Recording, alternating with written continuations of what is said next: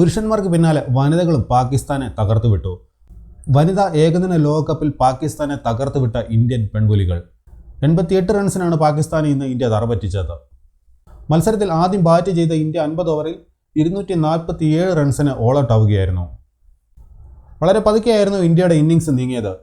പ്രതിക റാവൽ 37 പന്തിൽ 31, സ്മൃതി മന്ദാന 32 പന്തിൽ 23, ഹർലിൻ ഡിയോൾ 65 പന്തിൽ 46, ഹർമൻപ്രീത് കൗർ 34 പന്തിൽ 19, ജമീമ റോഡ്രിഗസ് 37 പന്തിൽ 32, ദീപ്തി ശർമ്മ 33 പന്തിൽ 25, സ്നേഹ റാണ 33 പന്തിൽ 20 എന്നിവരെല്ലാം 100-ൽ താഴെ സ്ട്രൈക്ക് റേറ്റിലാണ് ബാറ്റ് വീശിയത്. റിച്ച ഘോഷ് 20 പന്തിൽ 35 റൺസ് എടുത്തപ്പോൾ ക്രാന്തി ഗൗഡ 4 പന്തിൽ 8 റൺസ് എടുത്തു. ചരണി 5 പന്തിൽ 1 റൺസും രേണുക സിംഗ് റണ്ണൊന്നും എടുക്കാതെയും പുറത്തായി. അങ്ങനെ ഇന്ത്യയുടെ സ്കോർ 50 ഓവറിൽ 247 റൺസിന് അവസാനിച്ചു.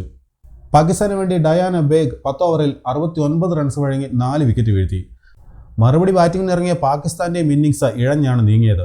മുനീബ അലി 2 റൺസ് എടുത്തും സദഫ് ഷംസ് 6 റൺസും എടുത്ത് പുറത്തായി. എന്നാൽ സിദ്ര അമീൻ ഒരറ്റത്ത് ഉറച്ചു നിന്നതോടെ പാക് പ്രതീക്ഷകൾക്ക് ജീവൻ വെച്ചു. 106 പന്തിൽ 81 റൺസാണ് അമീൻ എടുത്തത്. അമീനാണ് അവരുടെ ടോപ്പ് സ്കോററും. അലീസ റിയാസ് 2, നതാലിയ പർവൈസ് 33, ഫാത്തിമ സാന 2, സിദ്ര നവാസ് 14, റമീൻ ഷമീം ഡക്ക്, ഡയാന ബേഗ് 9, നഷ്ര സന്ധു 2, സാദിയ ഇക്ബാൽ 0 എന്നിവർക്കൊന്നും കാര്യമായ റൺസ് എടുക്കാനായില്ല. അങ്ങനെ 43 ഓവറിൽ 159 റൺസിന് പാകിസ്ഥാൻ ഓൾ ഔട്ട് ആവുകയായിരുന്നു. 88 റൺസിന്റെ മികച്ച വിജയം അങ്ങനെ പാകിസ്ഥാന് മേൽ ഇന്ത്യ നേടിയെടുത്തു.